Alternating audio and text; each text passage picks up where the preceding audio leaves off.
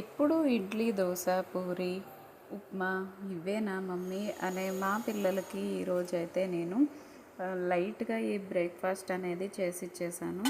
So ఇదేంటంటే ఈజీగా అవుతుంది, తొందరగా అప్పుడప్పుడు ఇలా వేసిస్తే వాళ్ళు కూడా హ్యాపీగా డిఫరెంట్గా ఉంది కదా అని తింటారు.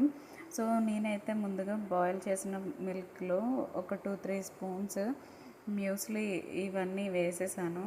నేను ఆ ప్యాకెట్ డీమార్ట్ నుంచి తెప్పించాను. సో ఇందులో ఏంటంటే మనకి ఇప్పుడు రాగి చిప్స్ కూడా వేస్తున్నారు. సో చాలా బాగుంది. ఇందులో అన్ని రకాల డ్రై ఫ్రూట్స్, అలాగే ఓట్స్, ఇంకా క్రాన్బెర్రీస్ అన్నీ ఉన్నాయి. సో అది ఇచ్చేసాను.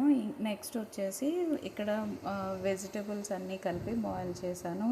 ఇందులో బీన్స్, గ్రీన్ పీస్, అలాగే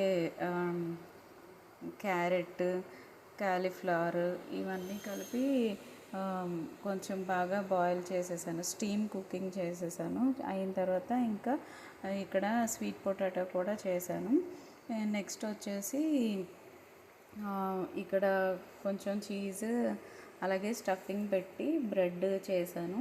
సో ఇవన్నీ ఈరోజు మార్నింగ్ బ్రేక్ఫాస్ట్. నచ్చితే మీరు కూడా తప్పకుండా ట్రై చేయండి. ఈ బాయిల్డ్ వెజిటబుల్స్లో ఏంటంటే సాల్ట్, అలాగే కొంచెం పెప్పరు, అలాగే కొంచెం ఆనియన్స్ని కట్ చేసుకొని వేసుకొని, అలాగే పైన నిమ్మరసం పిండుకొని చక్కగా మిక్స్ చేసేసుకొని తింటే టేస్ట్ అనేది చాలా బాగుంటుంది.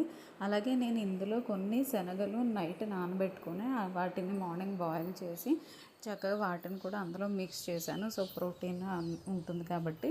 సో ఇవన్నీ చాలా హెల్త్కి కూడా మంచిది కాబట్టి వీక్లీ వన్స్ అయినా ఇలా తీసుకోవడం మంచిది. సింపుల్గా అయిపోతుంది కూడా. సో ఇక్కడ వెజిటబుల్స్ అన్నీ కలిపి సాలడ్ లాగా చేశాను. మార్నింగ్ బ్రేక్ఫాస్ట్లో కూడా తీసుకోవచ్చు.